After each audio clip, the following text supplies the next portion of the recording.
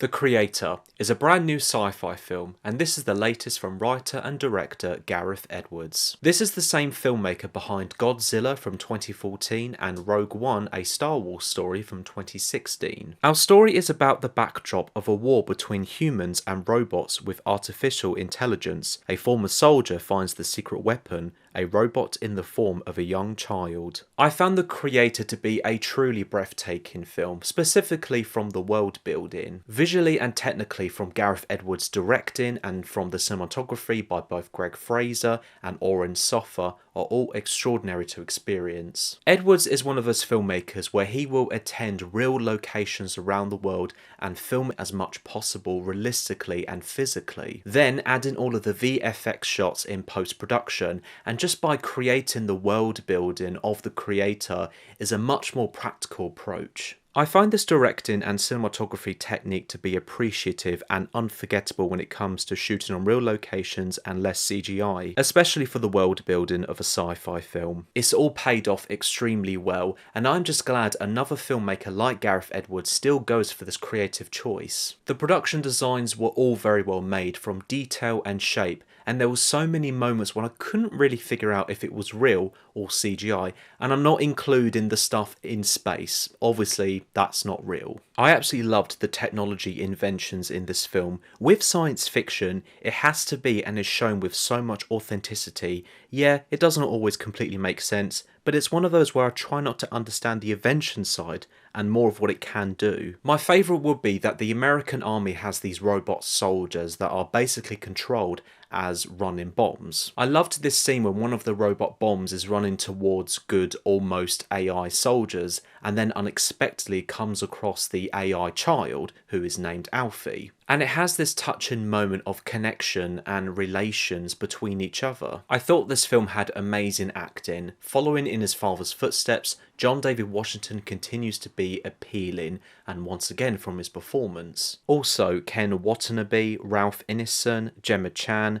Madeline Yuna Voiles as Alfie were all great, but the standout for me would have to be Alison Janney as Colonel Howell. She plays as someone who is in charge of going after our two main characters, and she does a great job of playing to be this rough and tough colonel, and I just found her to be entertaining. I found the chemistry between Joshua, who is John David Washington's character, and Alfie to be fine. When it comes to adult and child characters on adventures together, it wasn't really anything outstanding like Logan and Laura in Logan and Joel and Ellie in The Last of Us. They do have that occasional adult and child banter between each other, but it was interesting seeing a full human and near human AI together and uncovering what connections they both have. The Creator had some neatly put and intense action sequences, and all of them made the stakes go high. For example, going back to those robots who are running bombs and the deadly consequences those lead to. When it comes to the story itself, it feels familiar to other science fiction films in regards to the pro side of understanding the study of AI. For example, Ridley Scott's Blade Runner, Denis Villeneuve's Blade Runner 2049,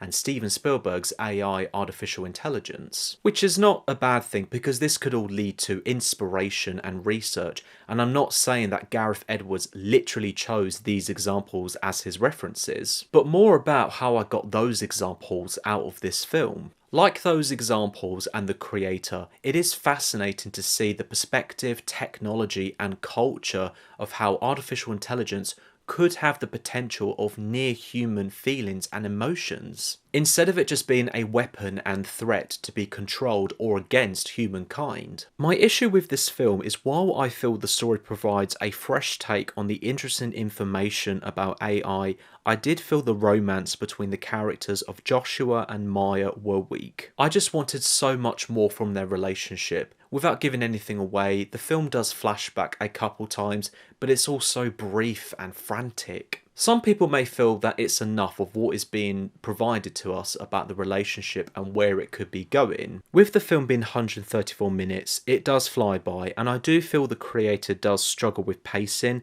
From my taste, I do prefer a slow burn science fiction film to get that exploration and appreciation of the future world I'm experiencing. But in the end, I very much enjoyed The Creator. It is such a breathtaking science fiction film from the directing, cinematography, production designs, and visuals. It does have a fresh take on artificial intelligence with some fascinating stuff to show, but on the other hand, there is a weaker side to the story of Joshua and Maya's love, and that could have been explored more in my opinion. I would highly recommend you seeing this on the big screen, and if you love your science fiction, I think this is going to be for you. Based on my Letterboxd rating, I'm going to give The Creator 4 stars out of 5. Thank you so much for watching. I hope you've enjoyed this review. Please let me know your thoughts about the film in the comments below. And if you liked what you watched, feel free to subscribe and look out for more videos coming your way.